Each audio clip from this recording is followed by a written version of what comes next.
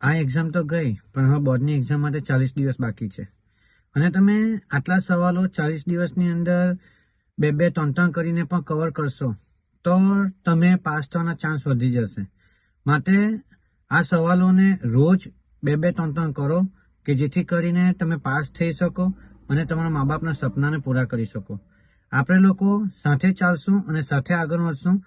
આગળ 40 દિવસની અંદર હું ખૂબ IMPO ને જેટલું પણ થશે હર બાળકને હેલ્પ એટલી હું કરવાની ટ્રાય કરીશ કે જેથી કરીને હર બાળક પોતાના સપનાને પૂરા કરી શકે, એના મા બાપના સપનાને પૂરા કરી શકે અને ભણતર થ્રુ પોતાની ગરીબીને દૂર કરી શકે. ચાલો જો અહીં આ મટીરિયલ મેં છે ને ડિસેમ્બરની 4 તારીખે પોસ્ટ કરી હતી. એ ટોટલ ઇકોના 90 સવાલ હતા, બરાબર છે. ગઈકાલની જે એક્ઝામ હતી તેમાંથી એ 90 માંથી કેટલા સવાલો પૂછાયા છે?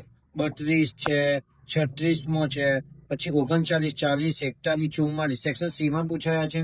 સેક્શન બી માં જો 47, 48, 49, 50, 53, 54, 55, 56 પૂછાયા છે.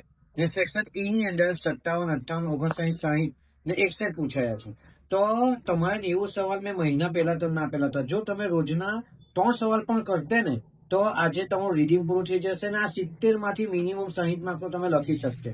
સેક્શન એ અને બી માટે તમે હર બાળકોને એક જ વાત કરું છું કે ચોપડી પછાડનું જે સ્વાધ્યાય છે એમાંથી તમે વાંચો કે જેથી 30 માંથી મિનિમમ 25 થી 20 માર્કનું ચોપડીની સ્વાધ્યાયનું જ પૂછાતું હોય છે.